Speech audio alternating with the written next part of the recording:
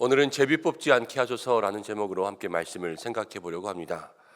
아직도 저희 집 아이들 어리지만 아이들 어렸을 때 이렇게 놀고 있는 모습들을 가만히 쳐다보게 되면 어쩔 수 없이 커가는 과정에서 아이들이 하는 짓인데도 불구하고 불편할 때들이 있습니다. 자기 또래보다 조금 몇 살 더 많은 형들이랑 놀고 있는 이러한 모습들을 보면 몇 살 더 어리다고 형들이 너무 자기들의 이익에 따라서 아이들이니까 그냥 그렇게 하는 것 같기도 한데요.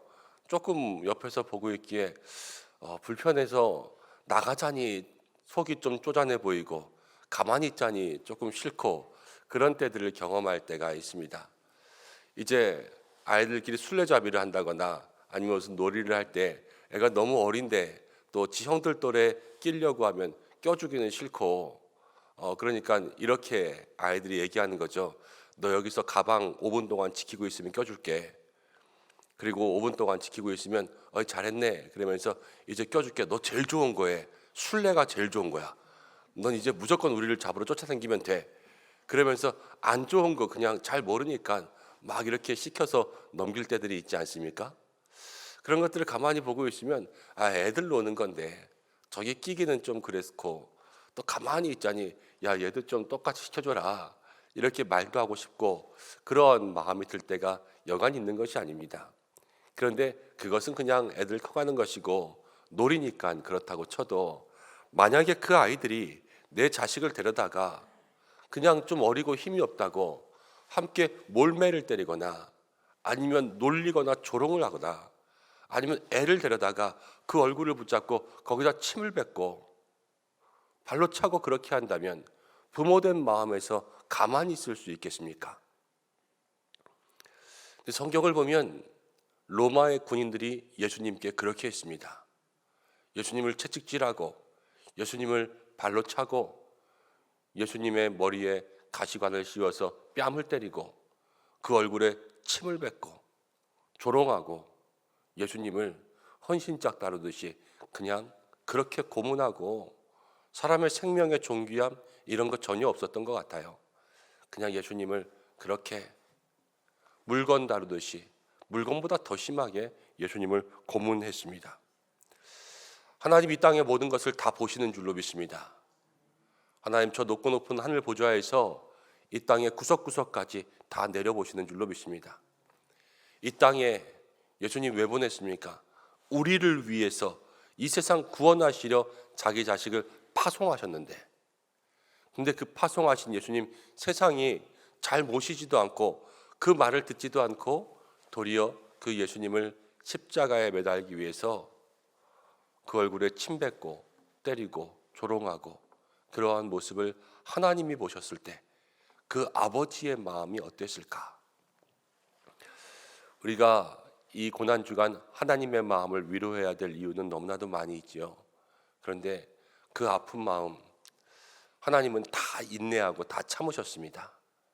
십자가의 고통도 예수님 참으셨지만 하나님이 그것을 보며 모든 예수님의 아픔, 자기의 아픔처럼 느껴지셨지만 다 참으셨습니다. 십자가의 사랑은 인내고요. 십자가의 사랑은 모든 것들을 다 받아들인 그러한 하나님의 자기 수용이 있었기 때문에 오늘 우리가 이것 가운데 있게 된 줄로 믿습니다. 십자가를 바라볼 때마다 예수님의 고난과 함께 하나님의 마음까지도 헤아리고 그 마음을 늘 기도로 위로할 수 있는 우리가 되어야 될 줄로 믿습니다. 고문을 받고 채찍질을 당하신 예수님이 이제 십자가에 매달기 전에 로마의 군병들이 옷을 다 벗겼어요. 성경 말씀 가운데 보면 옷을 다 벗겼습니다. 그리고 십자가에 매달았습니다. 그리고 로마의 군병들이 한 일이 무엇이냐면 예수님의 다 벗긴 옷을 네 조각으로 나누어서 네 사람의 군병들이 한 조각씩 다 가지고 갔습니다. 네 조각 꼭 동서남북 같죠. 예수님의 십자가의 보혈과 능력과 복음이 동서남북 어디든지 뻗어나갈 것이다 말하는 것처럼 그렇게 예수님은 다 나눠주셨어요. 다 아낌없이 주는 나무처럼 모든 것들을 다 내어놓으셨습니다. 그리고 그 다음에 로마의 군병들은 속옷까지도 가져갔습니다. 속옷은 이음새가 없이 위부터 아래까지 통째로 짠 호지 않은 옷이라고 성경은 기록했습니다. 호지 않다, 바느질이라고 하더라고요. 이렇게 겹쳐서 바느질한. 그런데 그렇게 하지 않고 통으로 짠 그 옷. 그런데 아까워서였을까? 이것은 자르지 않고 한 사람이 다 가져가기로 했습니다. 우리가 이 십자가 앞에 예수님 생각하면 예수님이 다 발가벗겨지셨습니다. 많은 사람들 앞에서 발가벗겨진다라는 것은 모든 수치가 다 드러나는 거죠. 그 성인 남성이 다 발가벗겨지는 것, 부끄러움과 모든 최고의 극도의 수치 아니겠습니까? 모든 사람들이 다 빨개 벗고 있다면 괜찮아요. 그렇지만 모든 사람들이 다 옷을 입고 있는데 나 혼자만 빨개 벗고 있다는 것은 정말로 부끄러운 일을 당하는 거죠. 예수님이 그 일을 당하셨습니다. 죄가 없으신데 말이죠. 누구를 대신해서? 우리를 대신해서. 그럼 사실 그 발가벗겨지는 것은 누구의 몫이냐? 우리의 몫이라는 거예요. 우리가 세상을 살면서 그렇게 생각할 수 있습니다. 매일매일 우리는 우리의 삶의 부끄러움과 또 우리의 삶의 연약함이 있습니다. 근데 매일 우리가 날마다 발가벗겨진다면 어떻게 되겠어요? 옷을 다 벗고 다닌다는 것뿐만이 아니라 매일 우리의 삶의 약점, 부끄러움, 수치 이런 것들을 보는 사람들마다 다 드러내게 된다면, 교회에 올 때도 그렇습니다. 교회에 와서 이곳 가운데 모든 것이 다 드러나지만 우리가 이곳에서 다 드러나지 않는 것은 이미 예수님께서 모든 것이 다 벗겨주셔서 우리의 수치를 가려주셨기 때문에 우리의 수치가 지금 드러나지 않고 있는 것 아니겠습니까? 부끄러운 일들을 겪을 때마다, 그러나 남들이 그것을 모르고 나 혼자 그 부끄러운 일들을 가지고 있을 때마다 우리는 그때도 예수님을 생각할 수 있는 거예요. 예수님이 나의 모든 수치를 가리워 주셨구나. 그리고 그 수치를 변하여서 우리가 믿음으로 기도하고 주님 앞에 엎드리며 우리의 부끄러움, 연약함 다 고백하는 그 순간 예수님은 그 수치까지도 바꾸어 주실 줄로 믿습니다. 그러나 반드시 기억해야 될 것이 있습니다. 우리도 마지막 하나님 앞에 서는 그 순간에는 우리의 모든 것이 다 드러나는 때가 있습니다.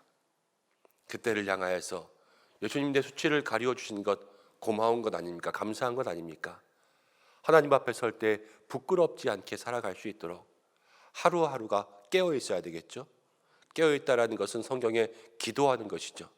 매일매일 기도하며 모든 일에 신중과 또 정직함과 성실함으로 살아갈 수 있는 우리 성도들 되어야 할 줄로 믿습니다. 그런데 그 마지막 속옷 군병들이 나누어 가질 때 그들이 취한 방법이 무엇이냐면 제비 뽑는 것이었습니다. 제비 뽑는 것. 아르마크리스타라는 그림을 볼 때 우리가 주사위를 보지 않았습니까? 그 당시에 뭐 주사위가 있었을까? 그렇지만 그 15세기 화가들이 제비 뽑는 것을 주사위로 표현해 놓았습니다.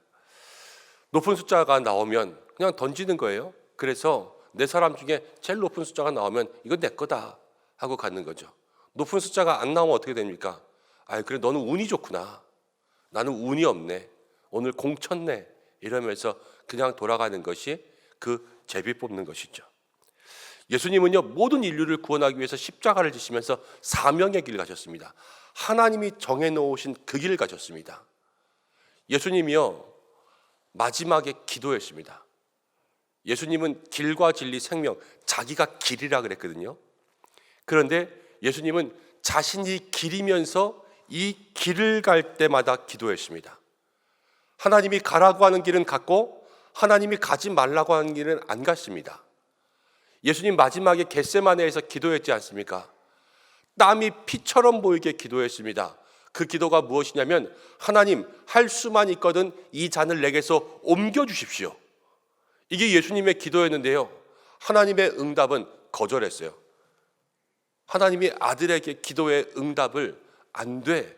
그냥 십자가 져. 이렇게 했어요. 예수님 뭐라고 기도했습니까? 할 수만 있거든 옮겨주세요. 그렇지만 아버지의 뜻대로 하겠습니다. 아버지의 뜻은 노였어요. 예수님도 기도했는데 안 된다는 응답도 받으셨어요. 우리가 기도하면서 여러분 우리의 기도에도 하나님은 하나님의 뜻대로 행하시는 줄로 믿습니다. 그리고 예수님이 그 십자가의 길까지 늘 모든 일 기도로 가신 것, 깨어있는 것 아니겠습니까? 그 깨어가신 그 길을 마음 가운데 기억해야 되겠죠. 그런데 깨어가신 그 길, 그분 앞에서 지금 이 군병들은 제비를 뽑았다는 거예요. 이 제비를 뽑는 것은요, 구약의 성경 시편에 이미 기록되어 있는 말씀이었습니다. 시편 22편 18절에 이렇게 기록되어 있습니다. 말씀을 우리 함께 읽어보겠습니다. 시작. 내 겉옷을 나누며 속옷을 제비 뽑나이다. 예수님은 자기의 옷이 벗겨지는 것도 구약 성경에 예언된 대로, 정해진 대로 이렇게 살아가셨어요. 구약 성경의 예언이라는 것은 무엇입니까? 하나님의 말씀이죠. 말씀이 정한 대로 하나님의 뜻대로 살았다는 것을 이야기합니다. 근데 군병들은 제비 뽑았다 말씀드렸죠. 제비 뽑는다라는 것은 운에 맡기는 거예요. 그러나 예수님 우리에게 보여주신 것은 말씀대로 하나님의 뜻대로 살아가는 것을 보여주셨습니다. 고난까지도 뜻대로 살아가는 거죠. 여러분, 성도는 운에 따라 사는 사람이 아니라 뜻에 따라 사는 사람인 줄로 믿습니다. 오늘 제비 뽑지 않게 하소서라는 말은 우리가 살아가면서 그냥 모든 삶들을 늘 운대로, 그냥 재수대로, 팔자대로 이렇게 살아가는 것이 아니라 매일을 제비 뽑지 않고 하나님의 뜻대로 살아갈 수 있는 믿음의 삶이 되게 하여 주옵소서. 이것을 함께 묵상하는 것일 거예요. 우리 다 하나님의 뜻대로 살지 이렇게 생각할 수 있을지 모르지만 그게 아닐 수도 있습니다. 하나님의 뜻대로 살기 위해선 뜻을 구해야 되고, 뜻을 알기 위해선 기도해야 되고, 모든 일마다 무릎 꿇어야 돼요. 예수님이 길이지만 그 길 속에서 늘 기도하신 것처럼. 그렇지만 모든 일에 기도가 빠진 사람은요, 다 운으로 사는 사람이에요. 잘 되면 좋고 안 되면 말고, 기도도 해보지 않고 내 삶의 모든 일들이 잘 안 되면 하나님 이걸 싫어하시나 보다. 믿음을 핑계댄 운이죠. 하나님 앞에 씨름하고 매달리지 않고 그 앞에 깨어 기도하지 않고 그냥 내가 적당히 해보다가 실패하는 일에 대해서 하나님 왜 막으시지? 이거는 운을 핑계하는 거예요, 믿음으로. 그러나 예수님은 철저히 하나님의 응답이 늦게 오는 것에 대해서는 땀이 피가 될 정도로 그렇게 기도하며 하나님께 매달리셨습니다. 예수님 정도면 대충 기도해도 되지 않습니까? 예수님 정도면 하나님의 뜻 다 알지 않겠습니까? 예수님 정도면 자기 마음대로 해도 하나님이 은근슬쩍 넘어가는 것도 있지 않겠습니까? 그렇지만 예수님이 먼저 철저히 하나님의 뜻대로, 하나님의 말씀대로 그 길을 걸어가시는 삶을 우리에게 보여주셨고, 고통과 고난까지도 그 모든 것에 순종하셨습니다. 우리가 십자가의 삶, 이 십자가의 길 앞에서 하나님 앞에 기도해야 될 것은, 하나님, 우리가 매일매일의 삶을 늘 주의 뜻대로 갈 수 있도록 우리가 제비뽑기에 맡기지 않는 인생들 되게, 운에 맡기지 않는 인생들 되게, 팔자에 맡기지 않는 인생들 되게 인도하여 주옵소서. 오늘 이 새벽 이렇게 기도해야 될 줄로 믿습니다. 1704년에 독일에 베냐민 슈몰크라는 목사님이 있었습니다. 카톨릭과 프로테스탄트의 종교전쟁이 한참일 때에 많은 사람들이 이제 믿음에 대한 회의가 되는 거죠. 그때 이 목사님은요, 많은 교인들을 격려하고 권면하기 위해서 늘 신방하면서 그들을 돌보고 있었습니다. 전쟁의 여파로 목사님들이 없어지고 몇 개의 교회를 돌보면서 한 번 신방나면 멀리까지 가고 하루 만에 돌아오지 못할 때도 있었습니다. 그런데 하루는 신방에서 돌아와 보니 하루 만에 돌아온 신방에 집이 없어진 거예요.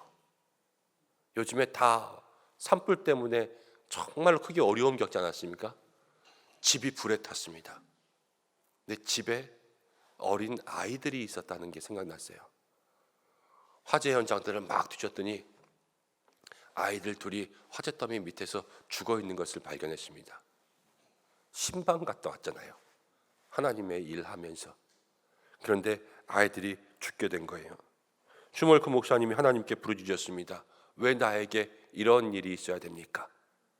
한참 동안 부르짖고 한참 동안 그 앞에서 정말로 마음의 모든 것들을 다 토로하며 원망 섞인 기도를 하다가 갑자기 예수님의 십자가가 그 마음속에 생각나기 시작했습니다. 하나님은 그 아들을 이 땅 가운데 보내셨는데, 아들을 순교시키셨는데, 그 마음 생각하면서 그때 조용히 기도하며 고백하기 시작했습니다.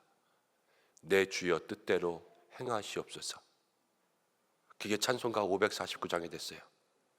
내 주여 뜻대로 행하시옵소서.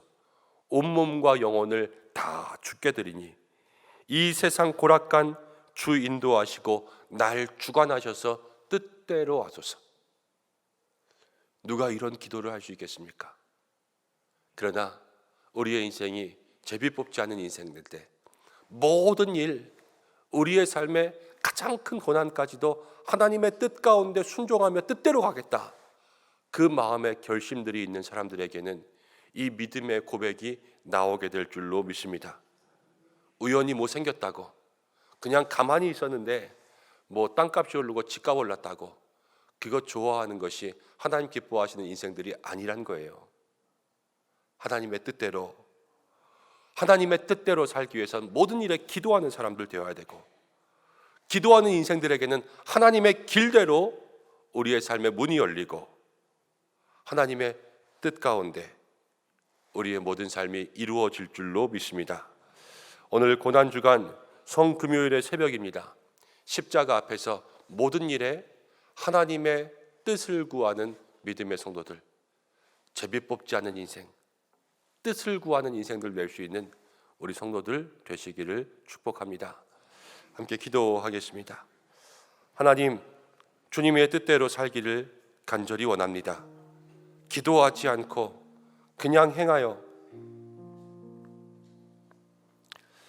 잘 되면 좋은 것, 때로는 안 되면 하나님이 이거 원하지 않으시나 보다, 우리는 이렇게 살 때가 얼마나 많았는지요.